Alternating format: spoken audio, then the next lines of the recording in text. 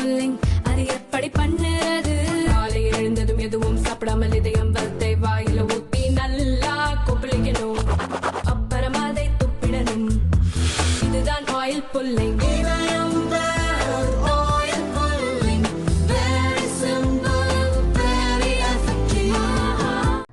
சென்னை அண்ணா பல்கலை வளாகத்தில் வைத்தே 19 வயதான இன்ஜினியரிங் மாணவி பாலியல் வன்கொடுமை செய்யப்பட்ட சம்பவம் மொத்த தமிழகத்தையும் உலுக்கியது.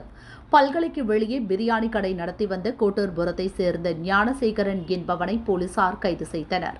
வழக்கை தாமாக முன்வந்து விசாரித்த சென்னை ஹைகோர்ட் 3 பெண் ஐபிஎஸ்கள் தலைமையில் எஸ்ஐடி எனப்படும் சிறப்பு விசாரணை குழுவை அமைத்தது. ஞானசேகரனை எஸ்ஐடி காவலில் எடுத்து விசாரித்த போது பல திடுக்கிடும் தகவல்கள் வெளியாகின.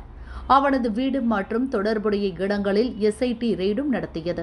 லேப்டாப், செல்போன், ஹார்ட் டிஸ்க் உள்ளிட்ட பல முக்கிய ஆவணங்களை கைப்பற்றியது.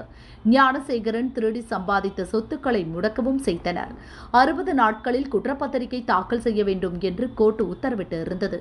அந்த காலக்கெடு முடியும் முன்பே இன்று சைதாப்பேட்டை 9வது மேஜிஸ்ட்ரேட் கோர்ட்டில் ஆன்லைன் மூலம் எஸ்ஐடி குற்றப்பத்திரிகை தாக்கல் செய்தது. அதில் சம்பவத்தன்று என்ன நடந்தது என்பது பற்றிய விவரம் முழுமையாக குறிப்பிடப்பட்டுள்ளது. ஞானசேகரனுக்கு எதிராக மொத்தம் 17 சாட்சிகள், 28 முக்கிய ஆதாரங்களையும் எஸ்ஐடி இணைத்துள்ளது. மாணவி சம்பவம் தொடர்பான விசாரணையின் துவக்கம் முதலே பாஜக, அதிமுக உள்ளிட்ட கட்சிகள் பல சந்தேகங்களை எழுப்பி வந்தன. சம்பவம் நடந்தபோது மாணவி முன்னிலையில் யாரிடமோ ஞானசேகரன் பேசினார் என்று தகவல் வெளியானது. எதிர்முனையில் பேசிய நபர் ஒரு முக்கிய அரசியல் புள்ளி என்று கட்சிகள் குற்றம் சாட்டின.